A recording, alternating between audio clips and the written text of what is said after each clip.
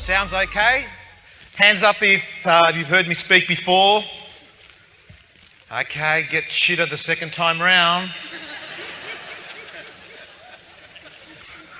I'm not going to ask people that have done it 3 or 4 times. It's really interesting. That's a video that we did recently, but a few weeks ago I was in Perth and my 6-year-old daughter had a project where she had to say what her dad does for work. And I wasn't there the night before to actually spend the half hour and say, this is what I do and this is what you'll say. And I'm not home heaps because I go away travelling for news that I work for. And I found out when I did get back 3 days later what her speech looked like. And I found out from other parents and the teacher. And other kids got up and said, my dad's a doctor and they help people that are sick get better. Another friend of hers said, my dad's a lawyer and when people are in trouble, they call him and he helps them.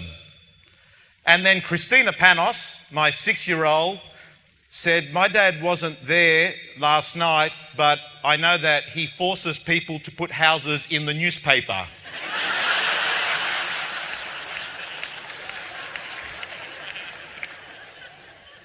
And we laughed about it at home that night with my wife, but we agreed that that was the most accurate position description I had ever received. So guys, we've got 43 minutes. And I want to talk to you about the fact that after studying hundreds and hundreds of real estate agents, I've come to the conclusion that it's not about who you know, it's who knows you. That is the absolute secret in the attraction business. And the decision that you've got to make is move from being a transactional agent and becoming a brand attraction agent. And brand is what people are saying about you when you're not in the room. Brand is what people at cafes, at restaurants, at the local schools, at soccer practice are saying about you as an agent when you're not there. And I've got to tell you that that is the XPT to get you to success. Yes, cold calling will get you there in the end, but knocking on doors, interrupting strangers who don't want to talk to you is not the most effective thing you can do. It is better than sitting in the office pretending to be busy, but I suggest that the absolute critical behavior of becoming a world-class agent is to become BIW, best in the world at getting vendor-paid marketing. Because not only will you help your vendors sell for a higher price, as a byproduct, you will become a brand attraction agent on the shopping list. If you control the online inventory on page 1 and 2 of the major portals, and if you control print in your marketplace, you will be on the shopping list. You will be an attraction agent. They are the ones that get called out to the listing presentations, and today's conversation is going to talk to you about that and other things you can do to actually get you to be a 7-figure agent writing 1 million in gross commission. And I can tell you that this is not a Tom Panos story. This is a story about people in this room that are writing $1 million plus in GCI. People sitting here in the front row. We got Adrian Bowe, Maddie Steinway. Okay, typical attraction businesses. James Tostovan, attraction business. And that's what we're going to talk about. And the first slide I'd like you to have a look at is the Big Mac. Now, the Big Mac's a very interesting hamburger because when people are asked about Big Macs, is that this is the least liked tasting hamburger in the world when people get asked about it. Can I get a show of hands? Does anyone like this as their favourite hamburger? You hardly get any hands up. There's always 1 or 2. But I'll tell you something interesting, that this, in fact, has been voted the best tasting hamburger in the world. You can get this hamburger in Tokyo at the Hyatt, and this hamburger by connoisseurs is ranked number 1. Yet no one knows about it. In fact, the number 1 selling hamburger in the world is the Big Mac. And there's a great metaphor there. And that is that you can be the most technically gifted real estate agent. You may have everything perfect, a great pre-listing kit, fantastic database. You can do everything right. But the truth is, if you do not have reach and people don't know about you, you will not have market share. Which brings me to the next slide, which is, this is what brand is. It's about having a great reputation. Having people say, he's very trustworthy. Having people say, incredible brand. But this is the interesting thing. What if only one person on the planet says it? Because no one knows about you. And what I've learnt is this. There are thousands of great real estate agents that have got great integrity. There are caring people that do the right thing, that are trustworthy, but no one knows about them. So you need reach as well. And the fastest way you're going to get reach is to actually become world-class at being a marketer. Because it is not the best technical agent that will write $1 million in gross commission. It is the best marketed agent that will write that money. And that is the absolute truth of success in the real estate industry in Australia. So I want to share with you a listing presentation on vendor paid marketing that I got involved in about a month or 2 months ago. I got called in by an agent to do the second appointment. The property was going to be listed by the agent. It was guaranteed, but the vendor did not want to spend any money marketing. All they wanted is a database campaign.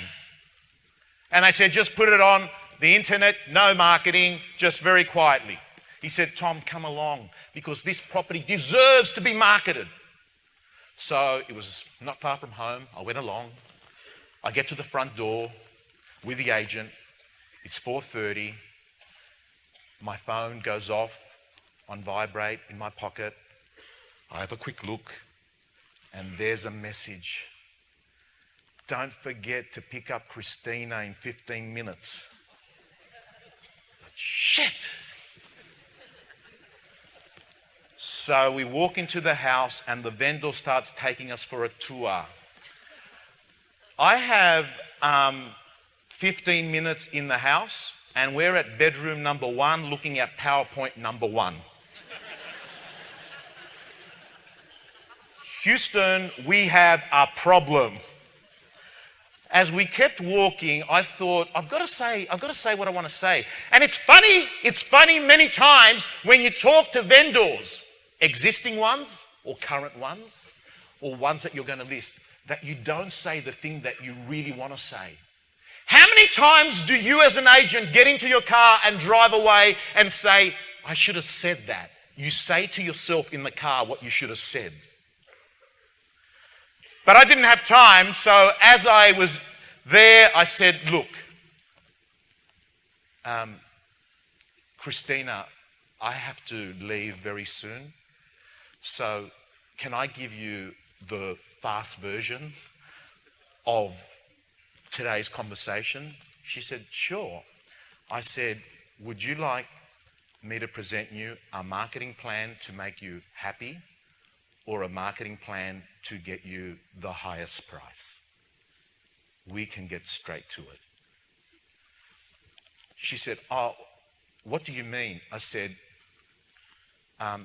Christina, it is the process, not the promise of a price that's going to get your home sold for top dollar in this marketplace. Can we go to the tiny dining room table and spend 5 minutes and go over that process? She said, sure. I said, this is how it works. I said, you can sell your house by yourself because the market's hot and someone will buy your home. But that is not the role of a real estate agent. The role of an agent is to get you a 10% premium. That hidden money that's in the marketplace. And there's a formula that we use to get that money. And I want to explain that formula. Can I? She said, sure. I said, this is how it works. We're like John West. We will reject 95% of the people that come through your home. Because 95% of these people are going to think it's okay, we don't mind it, we like it, but they're not going to love it. And the way that we're going to get you an incredible figure is to find a buyer that's emotionally connected. So part one of the formula is to get emotional connection of a buyer that says, not that I want it, a buyer that says, I need it. That's number one. Number two is we need to get more than one. So what we do is we get the one, we put them there, then we get another one and we put them there, then we get another one and we put them there. And what we do is then we say, fight over the home. You see, Christina, competition is what breaks records in the pool, and competition is what's going to break a record in your street. And I said, we don't stop there. What we do is we outmarket the rest of the competition, because when we launch a new listing on the market, your home is on the market in competition, not in isolation. And we need to make it stand out. And the way we're going to do it is to have your home sitting on page one of the search results, and we're going to have you having the biggest ads in the paper. Because the paper's important, because the paper will go out and find the lazy buyer that's sitting on a sofa that's very passive.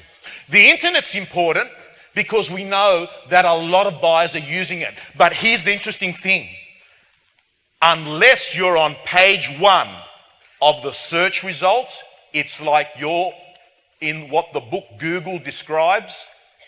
Unless you're there in the top search results, you have built a billboard in the forest. You are invisible. No one is going to find out about you. So we need to outmarket the competition. And then, of course, what you need is to have a world-class negotiator to be able to go to the one buyer, to the next buyer, to the next buyer, and extract every piece of money that they have. And that's how we're going to get you the 10% premium. And let me tell you why it's important. I said, because your family home is the last remaining tax haven in Australia. And every dollar extra we get is worth $2 in the economy. So I refuse to mismarket and apologize later. I wouldn't do it to you. And all of a sudden I could tell she was engaged. And I looked at my watch, there was 8 minutes left. But she hadn't said yes. And then she said, Tom, I hear what you're saying, but the other agent said that they would just put it on the database and that they've got thousands of buyers. Don't you agree? I said, if I did agree, that would make us both wrong. I said, I'm curious. She said, look, Tom, can we just try for 2 weeks without and see how we go? I said, sure. I just wouldn't do it the first 2.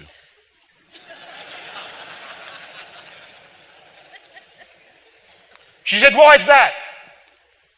I said, do you think Apple or Nike or Coca-Cola or McDonald's say, let's not tell anyone, let's keep it a big secret, and if no one finds out about it, then we'll tell people?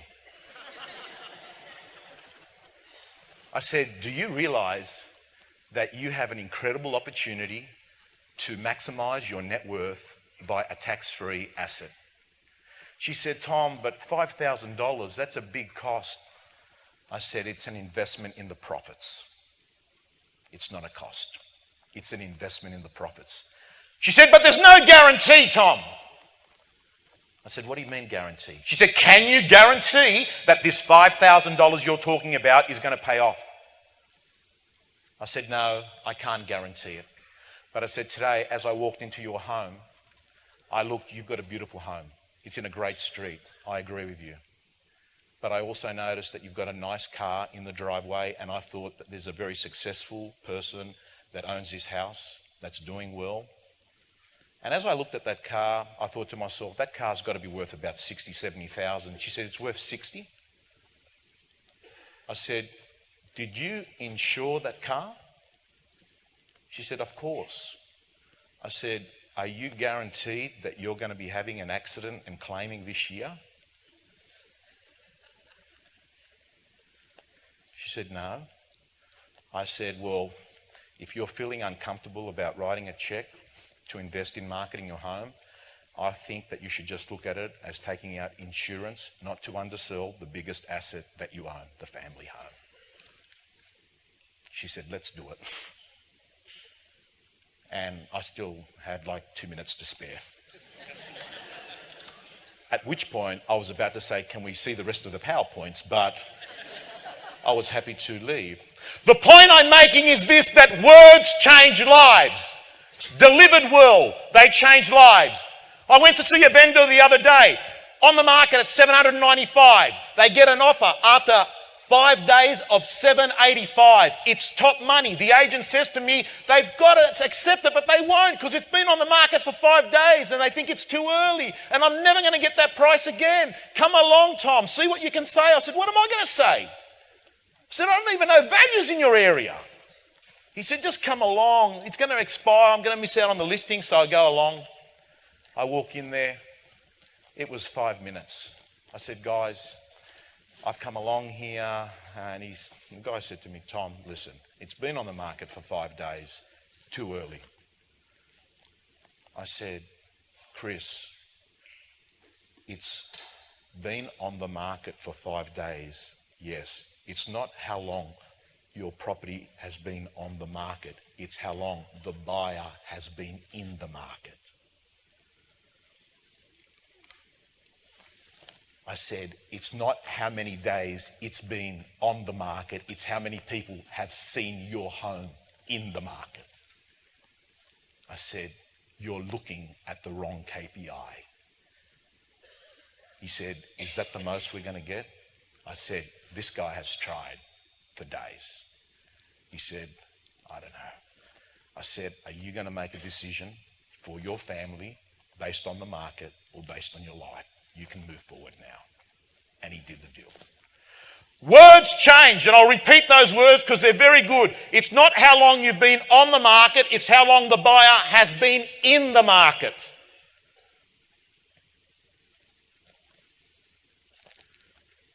Here's some dialogue for marketing. We refuse to mismarket and apologise later. One extra buyer might bring an extra 50K. We're like John West. We will reject 95% of the people that come through the home because they're not madly in love with it. We're going to get the ones that need it, that have to have it.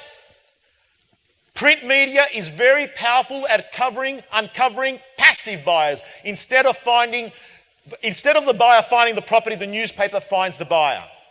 Yes, and by the way, I do work for News Limited, and I might be a little bit biased. No shit, Sherlock. Investment, not a cost. And here's a very good phrase to use because I truly believe that you should have your vendors on the best websites. And in Australia, it's quite clear that that's REA and having them on page 1 or page 2 of the inventory. Absolutely. I love this poem. It's a fantastic poem. It is unwise to pay too much, but it's worse to pay too little. When you pay too much, you lose a little money, and that is all. But when you pay too little, sometimes you lose everything because the thing you bought is not capable of doing the thing you needed it to do. Does that make sense? It reminds me, many years ago, I booked a holiday to go to Bali. I walked into the travel agent. I said, listen, I don't need any brochures. I know where I want to go. I want to stay at the Bali Padma Hotel, and the dates are not negotiable. I've got to go on the 10th, come back on the 20th. He said, let me go and have a look. He goes on, has a look. He said, good news, I've got something going out that day. I said, right. He said, $14.95. Breakfast, transfers included. I said, oh, that's not bad. He said, do you want me to see if there's anything cheaper? I was thinking to myself, what, he can tell I'm Greek. He thinks that I'm a scab or something. I said, sure. He goes back on, he says, great news. I've got something leaving out the same day, coming back when you want, same hotel, $12.95, cheaper. He said, two of you, you're going to save a few $100 each. I said, what's the difference? He says, oh, one's flying with Qantas and the other one's with Garuda. And I said, all right, is it any big deal? And he just casually looked at me and said, I don't know. You might not get there with Garuda.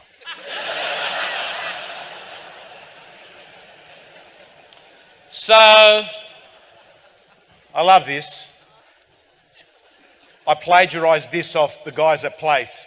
Damien, that's sitting at the front with his wife, one of the people there, I think it was Kristen. He actually made a really interesting analogy. Listing with a cheap agent is like hiring an overweight personal trainer. You're actually hiring the person that's least competent to do the job.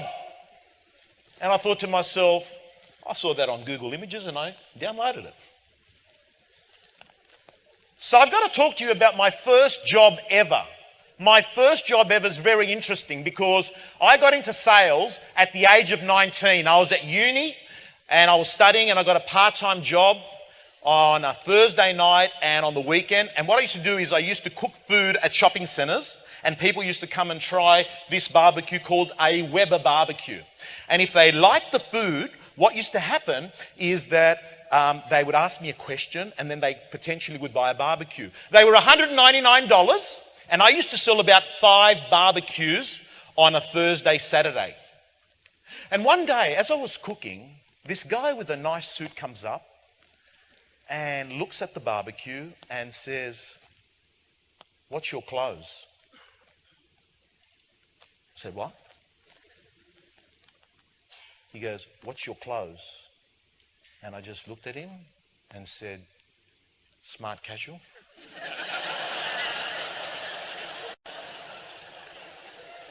And all I could remember as he was talking to me is my mum saying, "Tom," because it was my first job, "be careful, there's a lot of weirdos at shopping centres." And I thought, this is the one that she's talking about. He said, "Do you have a close?" I said, "What do you mean?" He said, "When someone comes in, how do you get them to buy barbecue?" I say, "If they like it, they buy one." He said, "From now on, say, would you like a red one or green one?" I said, "But we've got blue and black." He said, "Just ask him a question, would you like a red one or green one?" Anyway, he walked away. I thought, this guy's an absolute dickhead. But it's changed my life because the next person that came along was a lady with 2 kids. It was around 11:45 in the morning and I'd been cooking my food. It took me 2 hours to have that chicken and potatoes looking really great. And she said, "Can I try some?" And I thought, of course you're going to try some. You've come over for free lunch, but I kept that in my head. And she said, "That tastes good." I said, "Yeah, you put the lid on, it acts as an oven." She said, "How much are these?" I said, $199. I said, "Would you like a red one or green one?" She said, "Oh, I'll take the green one." And I remember putting my head down and thinking, what do you say next?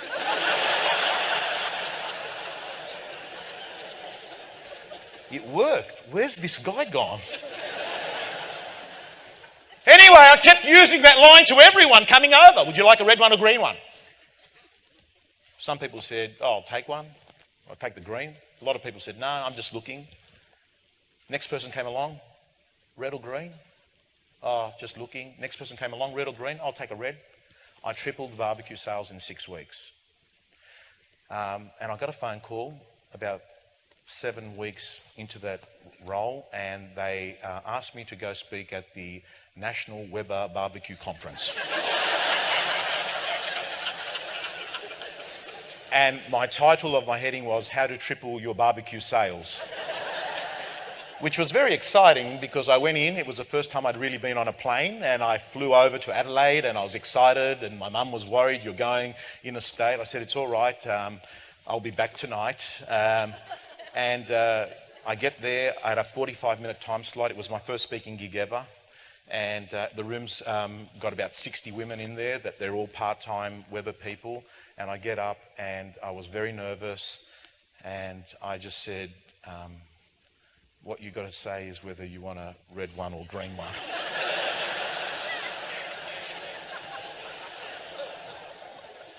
And I had 44 minutes left,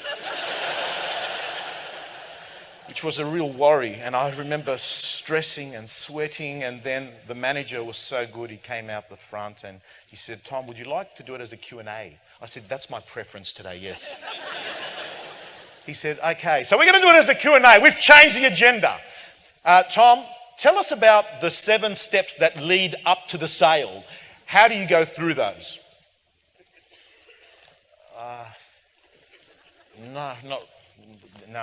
Just the question, the red or green. Tom, tell us about the 10 USPs that we have at Weber. So what's that? I didn't understand what USP meant. He said, Tom, is there anything else you want to add? I said, absolutely nothing, that's all. He said, not one. I said, blue, black, red, green, just use the colours.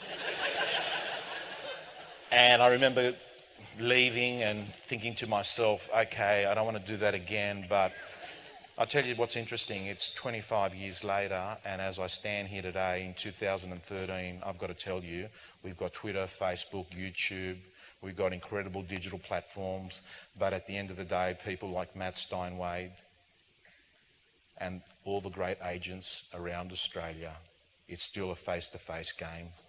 And I don't believe that closing is the word we should use. I believe that if you have been a trusted advisor, you have every right to use these words. Mr. and Mrs. Vendor, have I done enough to earn your business? Mr. and Mrs. Vendor, have I done enough to earn your business? Because I can tell you, if they've been sitting on your database for 2 years and you've gone back there many, many times and you've been liaising with them, you have earned the right to ask that question. Not only have you earned the right, you're doing them a favour. Because if you don't actually get the listing and you get them stuck with one of your competitors that doesn't know how to negotiate, they're going to end up getting less money for their home. So you're doing them a favour. And I notice that the best real estate agents carry themselves from that position, that they go in there with confidence, integrity, authenticity, because they believe they're doing the right thing by that person. And if they don't list them, that they're going to get stuck with a dickhead. Sorry, I had a coffee before I went on.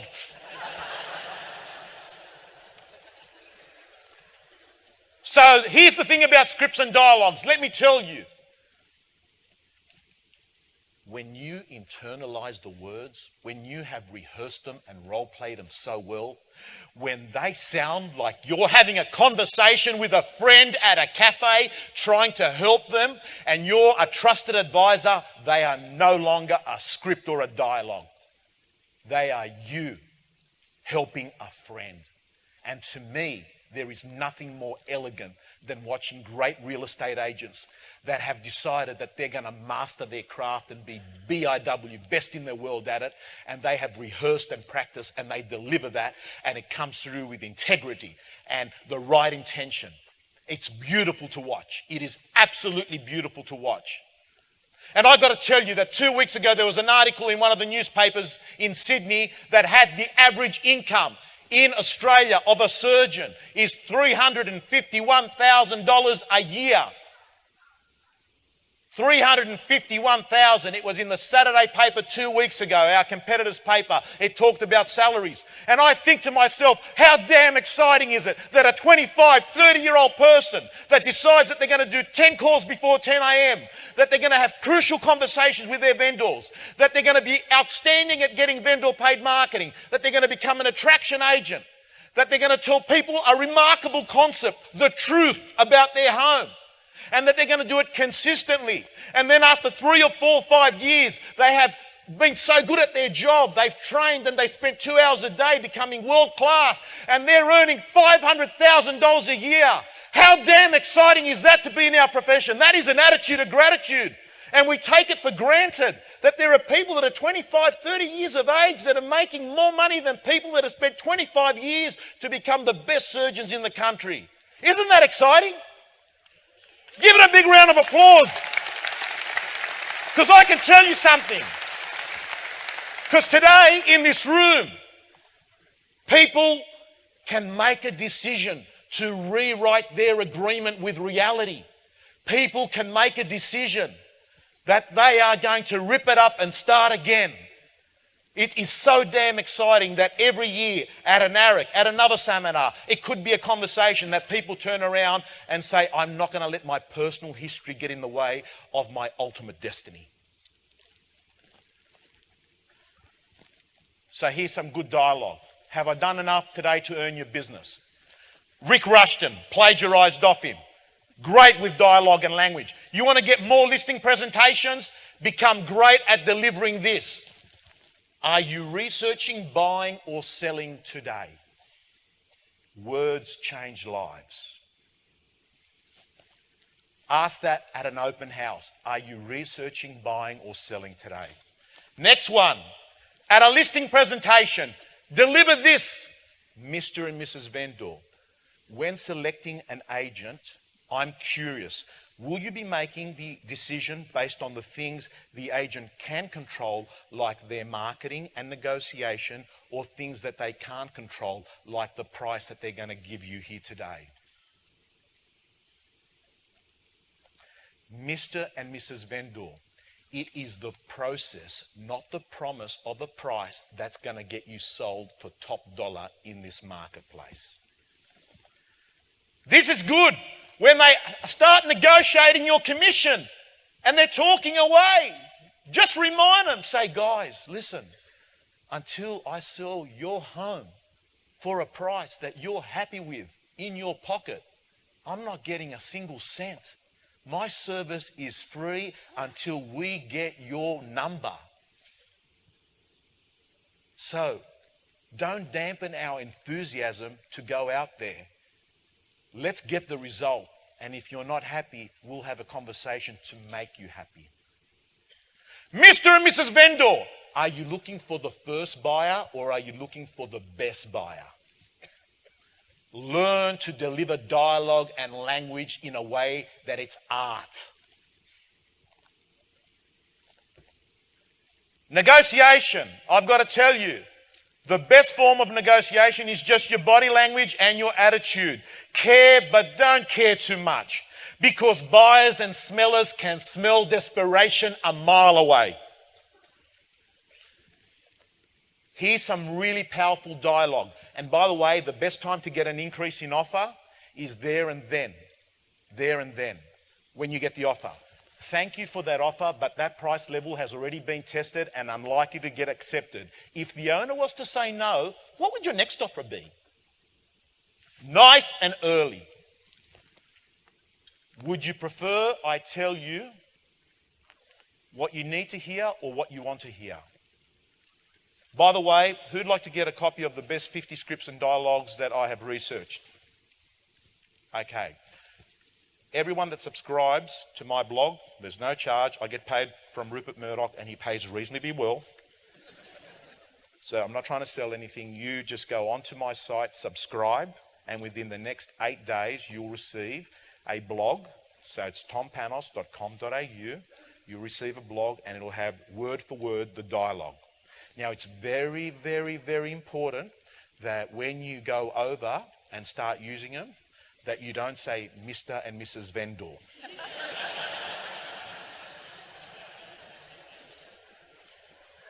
Here's a very good technique to get offers off people. I got this from Jeff Baldwin in WA. Have chocolates and wine at the open. As people come through, say, the person that guesses what this home will sell for will win this. What's your number? It is an incredible way to get feedback to take back to the owners. And if you want a really great statement or question to get on offers, is there a price to excite you to purchase this property? This question gets numbers off people, and vendors, the best vendor management tool in Australia is an offer. I want to talk to you briefly. I've got 10 minutes left. Last year I went over by about 7 minutes. And if I feel like it, I might do it again this year. Nah, I'm only joking. So here's the thing about listing presentations. Are you in love with it, or are your vendors in love with it? Because I've got to tell you, that's the person that's got to be in love with it, your vendors. But we just get so used to doing what we want, so used to what we like. But the truth of the matter is, I understand it's not about you, it's about them. That's the first thing. The second thing is move away from a statement-based presentation and go to a question-based presentation. Next thing is make sure that you have got trust in the relationship. But the most important thing I've got to tell you, if you want to get share of wallet, you need to get share of heart. You need to get share of heart. But most people, what they do is they want to go straight for the wallet. I tell you, this is the secret to real estate. Worry about the process and the proceeds will come. Worry about the process and the proceeds will come. And I want you to always remember that people will forget the words, but they will never, never forget the feeling that they were left with. That's what they remember.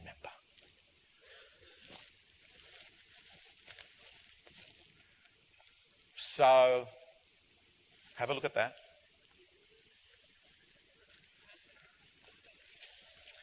So that's really interesting because there's lots of experiments that actually measure young kids when they're 3 years of age, and what they do is they put them in a room and they say that you're getting a marshmallow each. And if you can wait 5 minutes when we come back into the room, if you haven't eaten your marshmallow, you'll get a second marshmallow. But if you eat your marshmallow, you don't get another marshmallow. So what happens is the experimenters leave.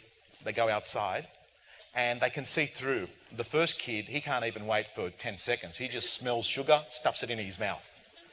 The second kid watches the other kid and he says, he's had it, I'm having mine. The third kid, he has it as well. Then there's another kid sitting there in the corner, and you know what he's doing? He's looking at the marshmallow, he's looking at the time. Looking at the marshmallow, looking at the time. Experimenter walks in, the researchers come in, they have a look, they say, oh, you've eaten your marshmallow. They start whinging and crying. The other kid gets a free marshmallow. What's interesting is 40 years later, guess what?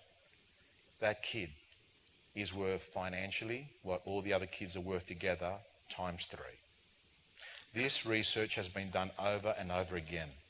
It measures delayed gratification, the ability to pay it forward, the ability to do the work now and not get the result now.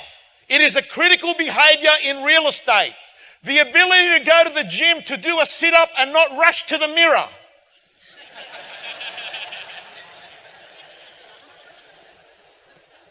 Because people are great at starting things, but they're really shit at finishing things. So January is an interesting month because in January, everyone joins Fitness First. Everyone quits smoking and everyone joins RSVP. But as the months go by, life changes. I say this, you're going to prospect to get contacts that one day will become listings. You're not supposed to prospect to get listings. It doesn't work that way. That's like the lotto, that you knock on someone's door, hi, and they say, oh, that's incredible. I mean, we had a dream last night that you'd come. And this is like the secret, the book, the law of attraction. You're here. That doesn't happen. What happens is that you are nurturing your database and you're building it. So that photo there is something I look at every second or third day. That is not photoshopped. That is Tom Panos in 2006. Let me tell you a little bit about that guy. That guy there is a guy that was running the Wentworth Courier. We were charging about $3,500 a page. We're getting hundreds of pages in the paper. There's a guy that is pretty happy because there's lots of money coming in and life's good. And here's something that I want you to understand. Nothing breeds failure like success. Because when you're successful is when you stop doing the things that got you there. When you're successful, you start to cut corners. When you're successful, a sense of arrogance and complacency comes in. When you're successful and you're taking things for granted, and then bad things happen in an instant. And 3 months after that is when I got sick. I got diagnosed with lymphatic cancer and I had a struggle with chemo, radiation, and that didn't work. And I went on clinical trials and it was a long battle.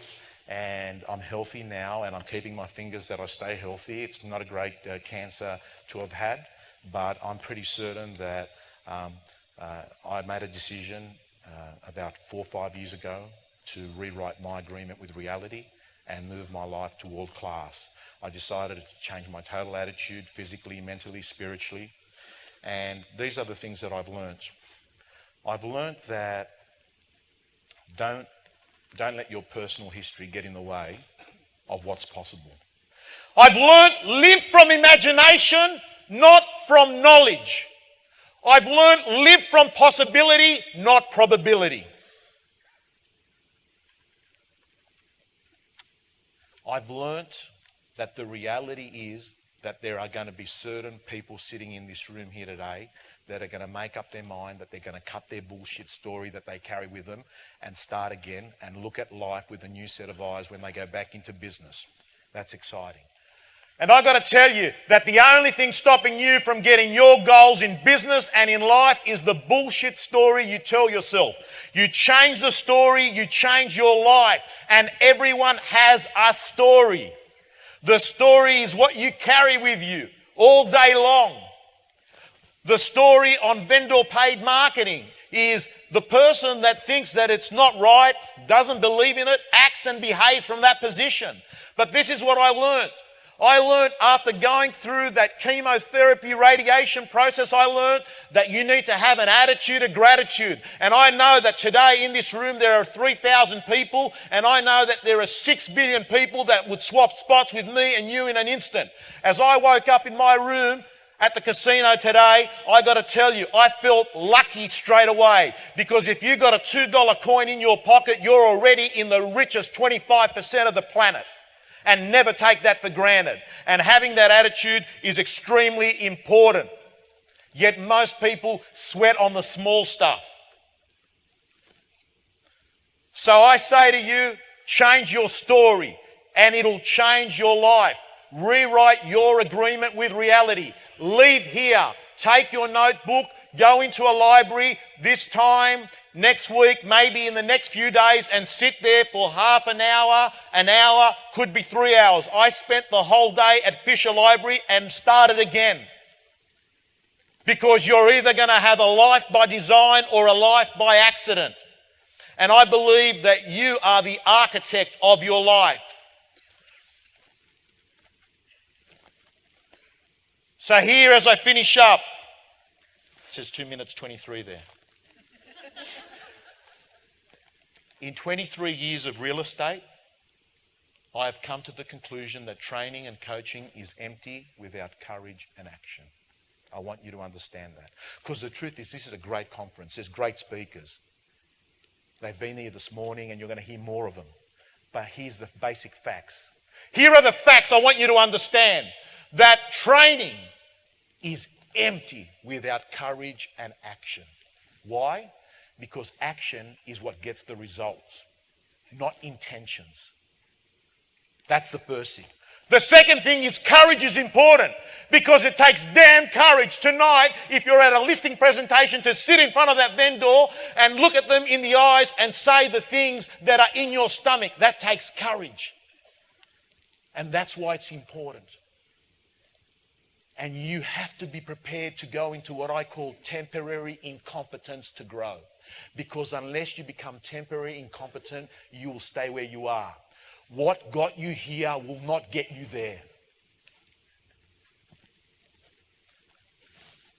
I'm doing a pre-pilot. I want to create attraction agents. I'm doing a pilot program. If you, on my website, subscribe under pre-gym, pre-pilot, or go to stand 61. While you're there, go to the News Cafe, News Australia Cafe, because everyone in this room will get a free copy of a book called Attraction Agent 2.0.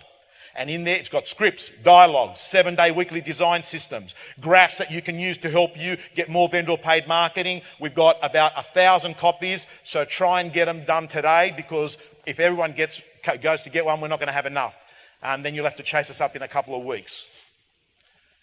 And as I finish off here, it says 22 seconds. In a world that is constantly trying to change you, authenticity is so attractive. This world that we live in, constantly trying to make us cool, constantly trying to make us someone else. Here's the deal. There's going to be someone better looking than you. There's going to be someone smarter than you. There's going to be someone richer than you. There's going to be someone that's got a bigger boat, a bigger car. There's going to be someone that's got smarter kids. But there will never be a better you than you. And when you meet someone that is their best selves, that's so attractive. So authenticity in the new connection economy is such a USP. So I say, with 7 billion people on this planet, let go of who you think you should be and start being who you really are. Thank you.